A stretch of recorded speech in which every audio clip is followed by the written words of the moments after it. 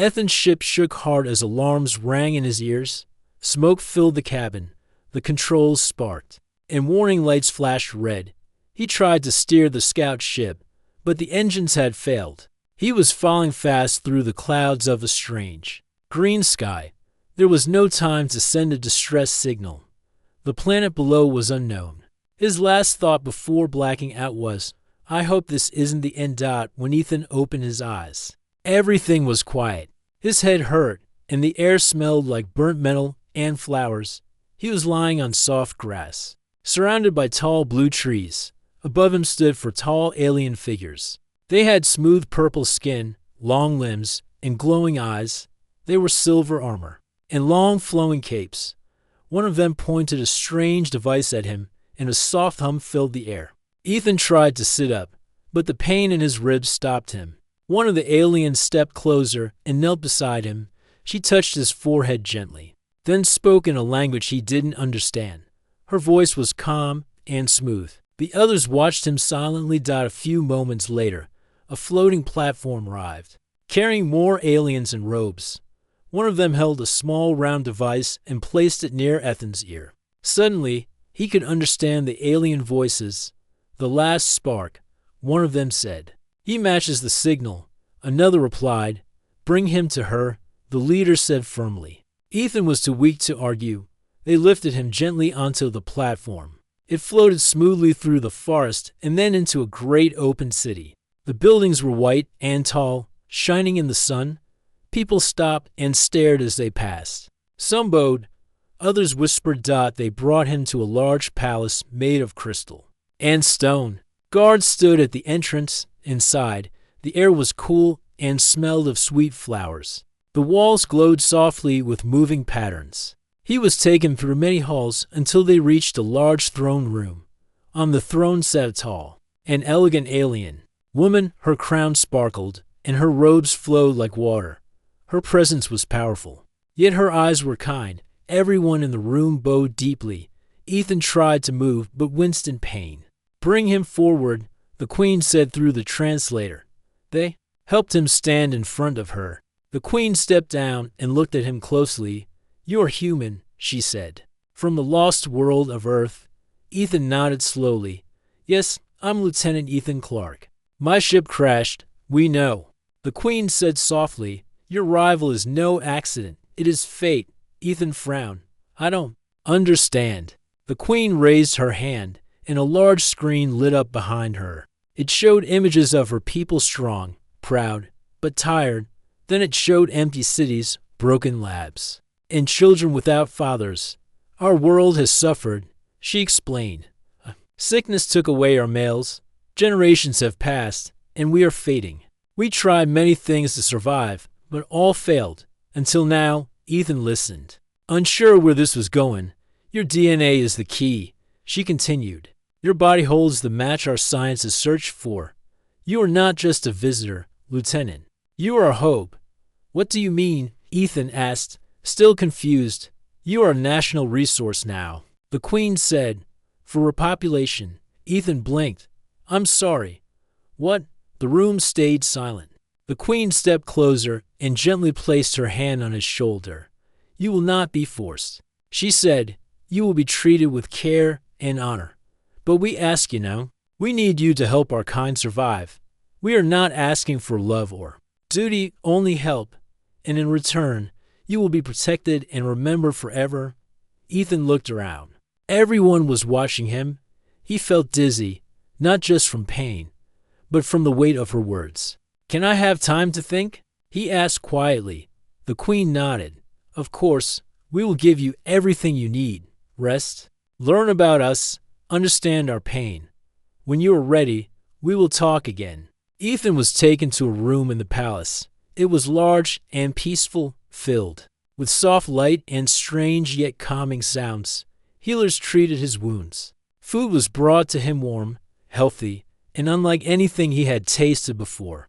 But he couldn't sleep. He sat by the window, looking out at the glowing city. How did I go from a simple pilot to this?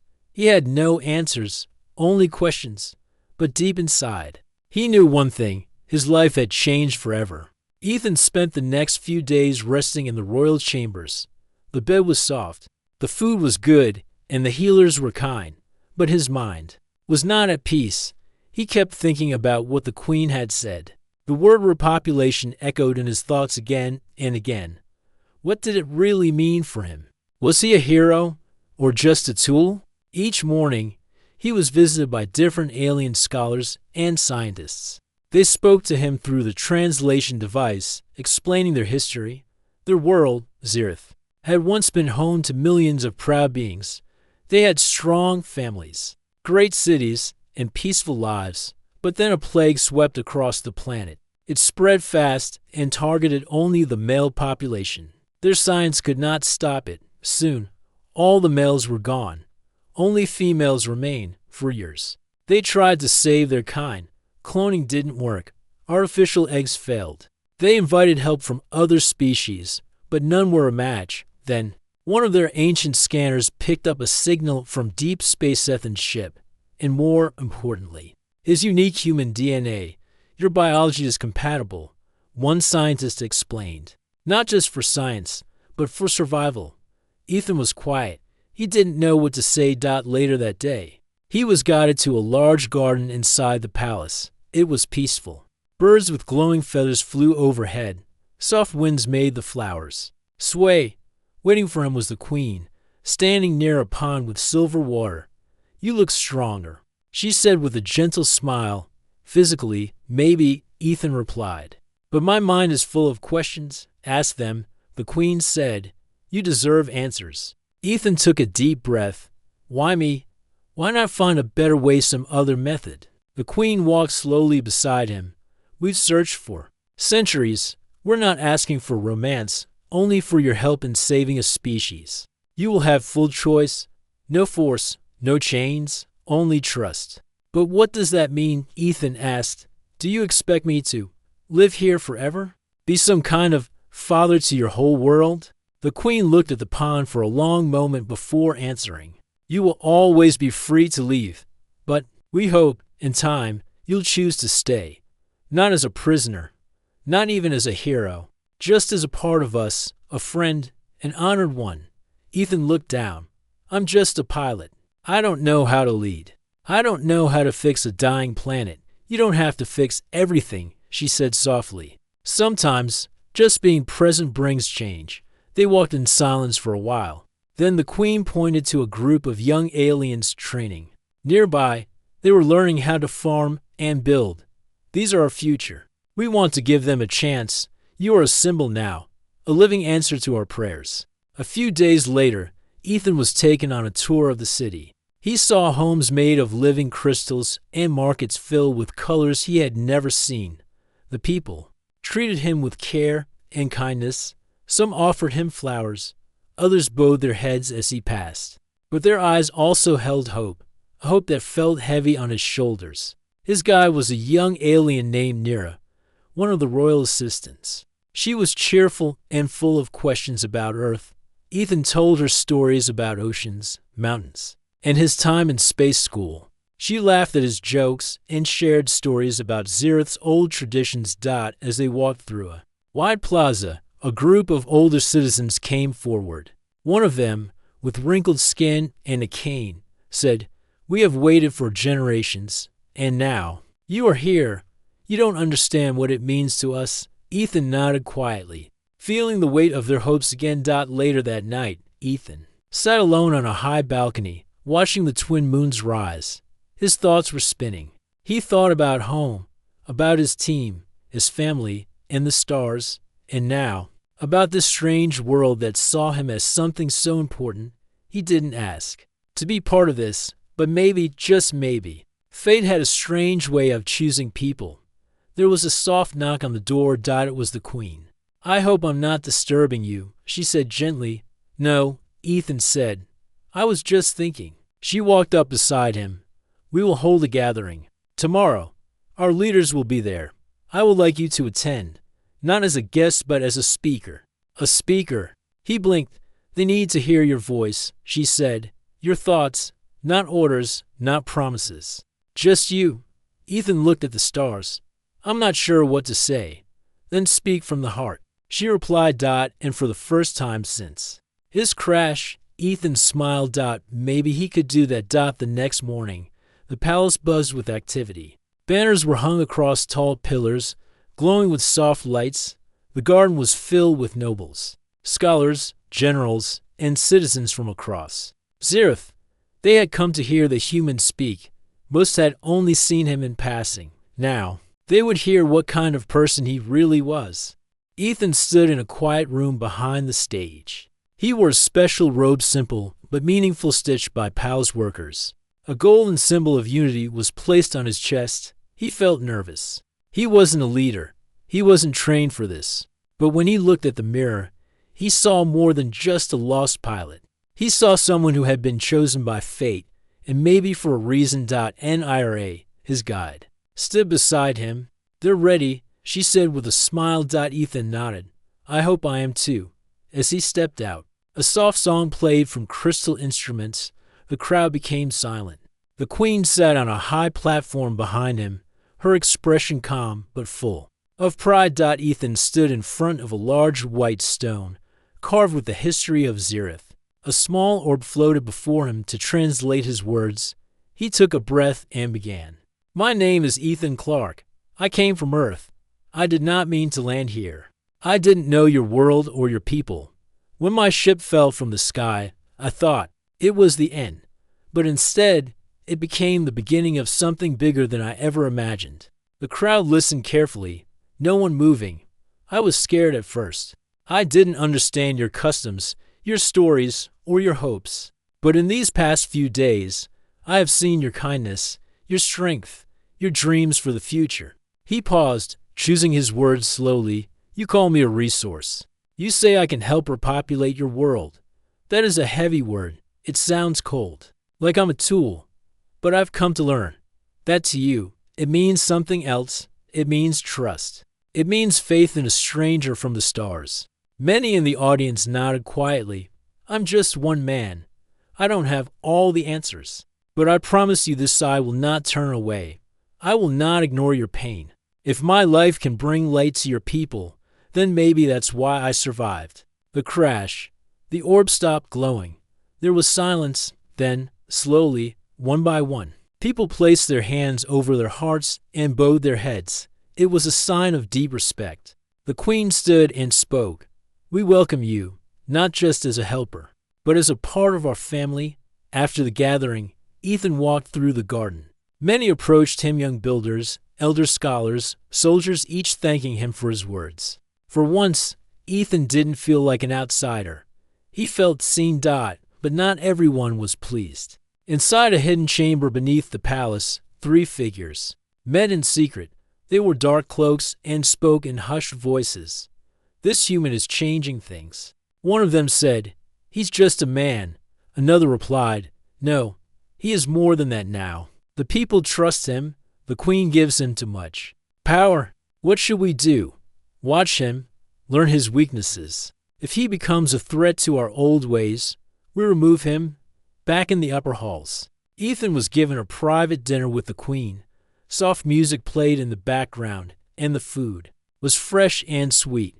"You spoke well today," she said, pouring a glowing drink into his glass. "I just told the truth," Ethan replied, "but part of me still feels unsure." The queen nodded. "You are not bound to us, not by law. But many look to you now. They believe you are a gift from the stars. That's a lot to live up to. You don't have to be perfect." She said, "You only have to be honest, and already, that has brought us more hope than we've had in years." They sat in quiet for a moment. Outside the window, small lights danced in the sky like fireflies. "What happens next?" Ethan asked. "You'll begin learning more about our science," she said. "The healers and gene scholars will work with you, not just for repopulation, but to build understanding between our species." Together, Ethan nodded. "And what about others who may not agree with all this?" The queen's eyes narrowed slightly. "There are always those who fear change, but they will see the truth in time. And if not, we will face it together." Ethan smiled. For the first time since arriving, he didn't feel lost. He felt like he had a purpose. In the days that followed the speech, Ethan's life became more active. He was no longer just a visitor. Every day, scholars came to him with questions about human biology, Earth history, and human values. Healers tested his DNA. Trying to match it with Zerathian science, they treated him with care and kindness. But he could feel their urgency. Their world was running out of time. The Queen often met him during quiet evenings.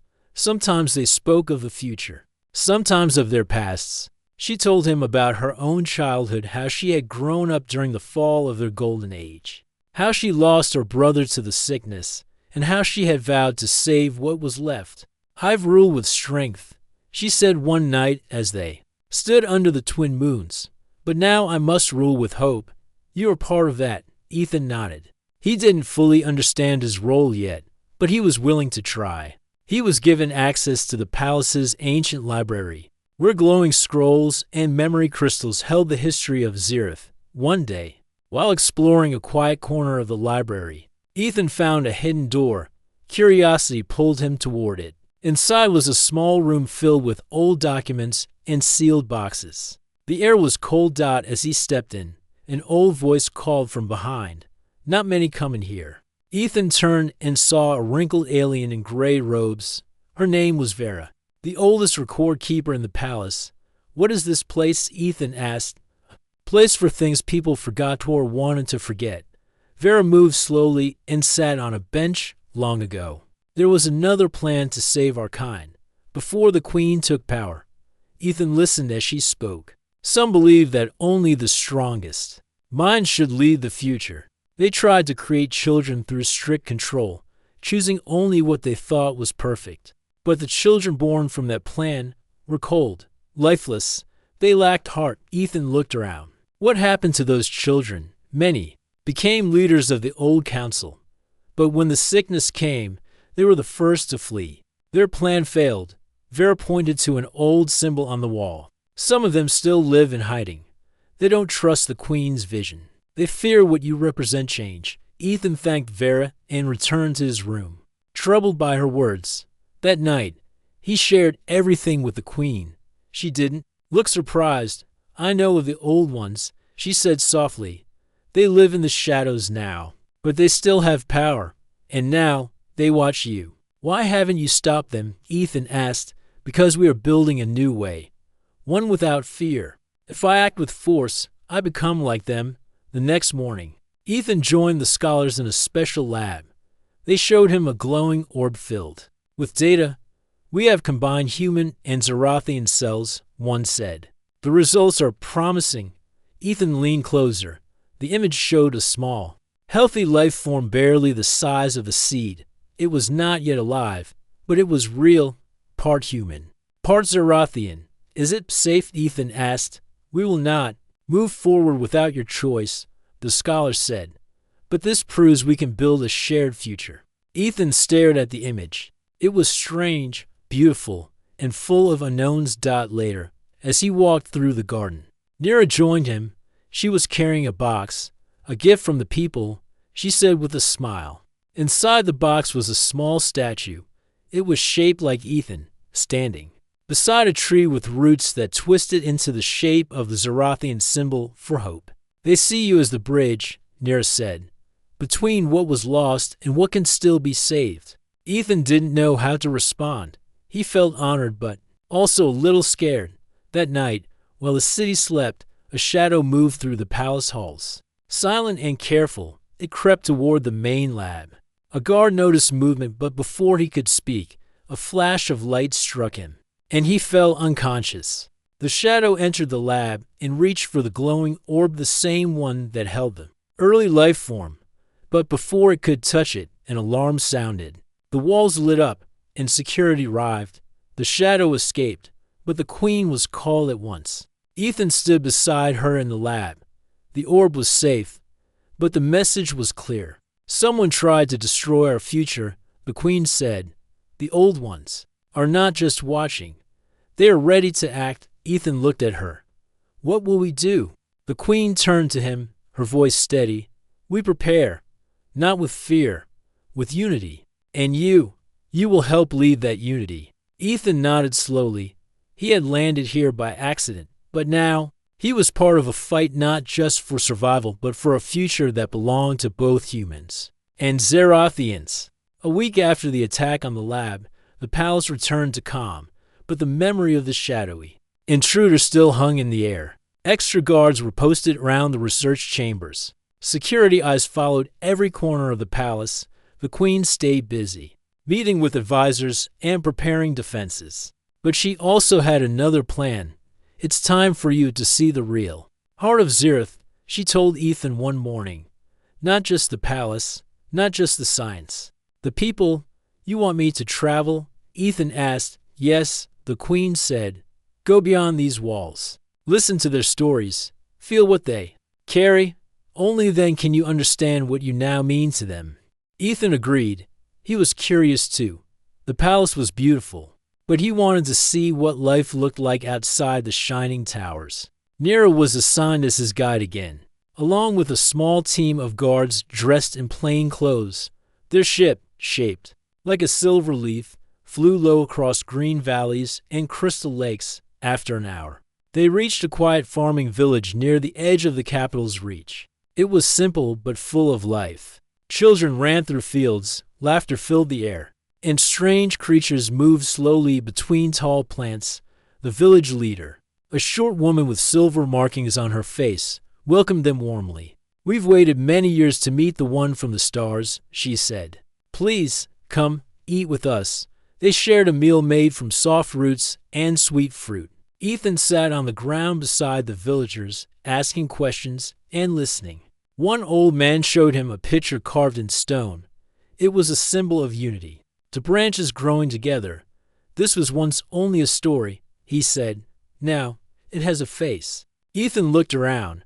The people didn't treat him like a ruler or a warrior. They treated him like someone who mattered not because of power, but because of hope. They stayed the night in a small house made of sun-baked stone. While Nero rested, Ethan stepped outside. The stars above looked close and clear. Children played nearby, and one young girl came over. Are you really from another planet? She asked. Ethan smiled. Yes, I am. Are you here to help our queen? I hope so, he replied. Will you help us have brothers again? Her voice was soft and curious. Ethan paused. I'll do my best. The next morning, the team continued their journey, visiting more towns. In one city, a large crowd gathered to greet him. Some carried signs with drawings of Earth and Xerath together. Others sang songs that had been forgotten during the long years of sorrow. Ethan spoke to them. Your strength is not in weapons or buildings, he said. It's in your kindness, your hope. I came here by accident, but now I stand with you by choice. The crowd cheered, and many placed flowers at his feet, but not everyone was cheering. In a nearby building, a man with dark robes watched from behind tinted glass. He pressed a button on a hidden device and spoke. He's winning their hearts. We must act soon. On the final day of the tour, Ethan visited a school for young girls. They were learning to write, to build, and to dream. The teacher introduced him, and the children asked many questions about Earth. Do you have flying pets? Do your trees sing? Can you run faster than our warriors? Ethan laughed and answered each one kindly. He told them about Earth's oceans, deserts, and snowy lands. One child drew a picture of him riding a fish. It was silly, but sweet. When they left the school, Nero said, You've done more than speak. You've given them light. I didn't plan to, Ethan replied. I just spoke from the heart. That's why it worked. When they returned to the palace, the queen greeted them in the throne room. I saw the reports. She said, You've done well. I learned a lot, Ethan said. Your people are stronger than they know, but they're still hurting. That is why you matter, she said. You're not just a symbol. You're a mirror. They see your strength and find their own. Ethan nodded, but something else filled his mind now. The joy in the villages, the smiles in the school, they all made him feel connected. And now, more than ever, he knew he wanted to protect that hope. I want to do more, he said. Not just be part of a project. Let me stand beside you in this fight for the future. The queen looked at him with pride. Then tomorrow, We take the next step, together. The next morning, the palace stood calm under the soft light of twin suns. But behind the beauty and peace, tension was growing. Word had spread of Ethan's visits to the outer cities. People had cheered him, praised him, and even started calling him the bridge. To most, he was a sign of new hope. But in the hidden parts of the city, the old faction saw him as a threat. Inside a secret hall, the leaders of the old faction gathered again. Their faces were hidden under dark cloth. One of them placed a small orb on the table. It glowed red and showed a plan. "This human is changing everything," one of them whispered. "He must be removed, not killed," another said. "If he dies, he becomes a martyr." "No, we will break the people's trust in him. Show he is weak." "How?" The red light showed an image of the palace and the queen's main court. "We strike during the council meeting. Blame him, turn their hope into fear." That same day, the queen called for a meeting with the council. It was the first time Ethan would stand before all leaders of the empire, generals, scholars, and high judges. He was nervous, but ready. "They need to see who you really are," the queen told him. "Not a soldier, not a tool. A man with heart." "I'll speak honestly," Ethan replied. The grand hall was wide and bright. White crystal pillars held up the roof. Golden flags hung on the walls. Rows of leaders sat in silence as the queen and Ethan entered. She welcomed them and began speaking of peace, rebuilding, and joining other worlds in trust. Then she stepped aside, and Ethan walked forward. He took a deep breath. "I didn't come here to rule," he said. "I didn't even plan to come here at all. But since I landed, you've treated me with care. You've shared your homes, your food, your stories. I want to do the same. I want to help." Some nodded. Others watched closely. "You don't need me to lead," Ethan said. "You only need someone to stand beside you, someone to remind you of your strength." Suddenly, there was a loud sound like cracking stone. The walls shook. Lights dimmed. Guards rushed in. Explosion in the outer court. One shouted. People screamed. The queen stood, calm but alert. "Protect the council," she ordered. But then another guard ran in. Panic on his face. "The Labbit's under attack again." Ethan's heart jumped. "I'll go." "No."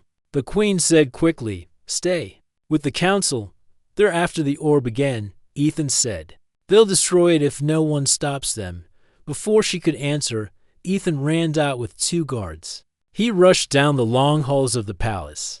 Smoke filled the air. Lights flickered. As they neared the lab, they saw figures in dark robes breaking into the energy walls. "Stop," one of the guards shouted. The attackers turned, firing small beams of energy. Ethan ducked behind a wall. One of the guards was hit and fell. The other returned fire, but they were outnumbered. Ethan saw a broken panel on the wall, wires exposed. He remembered something Nira had shown him during his first visit. "Cover me," Ethan shouted. He ran to the panel and quickly twisted the wires. The room's backup shields activated, locking the orb behind a thick crystal barrier. One of the attackers tried to break through but failed. Angry, he turned his weapon on Ethan. Ethan froze, but before the beam hit him, the last guard jumped in the way, blocking the shot. The attacker growled and escaped through a side tunnel. Sirens filled the air. More guards arrived. The attackers vanished. Ethan sat on the floor, breathing hard. The orb was safe, but 2 guards were hurt, one badly. When he returned to the throne room, the queen rushed to him. "You're alive," she whispered. "They almost got it," he said. "But it's still safe." The council members stood in silence. One of them walked forward. He risked his life to protect what belongs to all of us. The elders said, "He is not just a visitor. He is one of us now." Others slowly nodded. The old doubts were fading. That night, the queen visited Ethan's chamber. He had a bandage on his arm but was resting. "You didn't have to go," she said gently. "Yes, I did," Ethan replied. "Because this isn't just your future anymore. It's mine too." The queen smiled, her eyes soft. "You've earned more than our trust. You've earned our love." Ethan looked at her, tired but at peace. "Then let's finish what we started." He said the next sunrise over Zereth was soft and golden. It should have brought peace. But the air around the palace was heavy. Everyone knew the old faction had attacked again. They failed, but now there was no doubt they would try one last time, and no one knew when or how. Ethan walked through the garden alone. Birds flew past him, singing quietly. His arms still ached from the blast, but he didn't care. His mind was full of thoughts. He had become more than just a visitor. He had become a symbol, a protector. And now, he had a responsibility he couldn't walk away from. The Queen joined him not long after. "They'll try again," Ethan said, watching the sun rise. "Yes," she answered, "they will. And this time, we must be ready." She led him to a private chamber deep under the palace. It was a war room, filled with maps, messages, and reports from across Zereth. Generals stood around a long table. Scholars and engineers were also there. The room became quiet when Ethan entered. "Speak freely," the Queen said. One general stepped forward. "The old faction controls 3 hidden bases. We know the locations now, but attacking them could hurt innocent people. They hide in them. Cities. Then we don't attack," Ethan said. "We draw them out." The room looked at him. "They act from the shadows," Ethan explained. "But they hate the future we're building. So let's show them that the future is here. And it's strong." The Queen nodded. "We will hold a unity ceremony, not just for leaders but for all people, open to the world. If they want to stop us, they'll come." Preparations began at once. Banners were raised. Messages were sent to every city, every village. The Queen and Ethan would speak together in the heart of the capital. Millions would listen. On the day of the ceremony, the plaza overflowed with citizens, mothers, children, elders. Workers all stood together. Soldiers were hidden in the crowd, ready in case of danger. But everyone hoped for peace. Ethan stood beside the Queen on the high platform. His robe carried symbols from both Earth and Zereth. The Queen wore crowned crystal leaves, a sign of growth and life. She stepped forward first. "We are not the same as we were," she said to the crowd. "We are stronger because we have chosen unity. Our past hurt us, but now our future is open." Then Ethan spoke. "I came here by accident, but I stayed by choice," he said, "because this world gave me a chance to help, and I believe it deserves a chance to live." Cheers rose from the crowd, but suddenly a blast shook the edge of the plaza. Smoke filled the air. People screamed. A large black transport appeared from behind the buildings, fast, loud, and filled with armed attackers. The old faction had arrived. Their leader, dressed in dark robes, stood at the front. His voice echoed through a speaker. "You trust a human.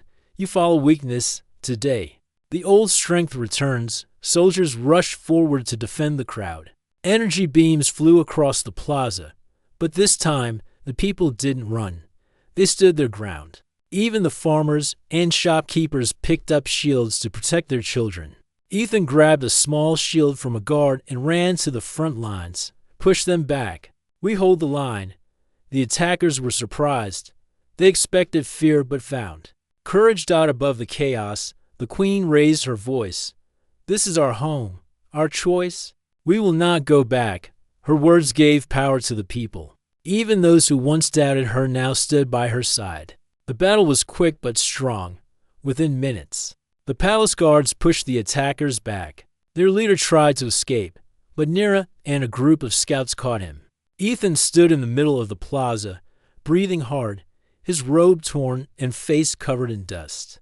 But the orb, the life form in the lab, was safe. The people began to cheer, again louder than before, not just for winning but for choosing their own path. Later that night, the Queen stood beside Ethan on the same platform, but this time there were no speeches, just silence and peace. She turned to him. "We have survived the storm. Now we begin something new." Ethan smiled. "Not just survival, real life. A future." In the days that followed, the Queen and Ethan led new talks with other planets. The labs continued their work, and slowly, a new generation began to form, one born not from fear, but from hope. Ethan chose to stay on Zereth, not because he had to, but because it felt like home. And to the people of Zereth, he would always be more than a visitor from the stars. He would be remembered as the one who helped them find their future again.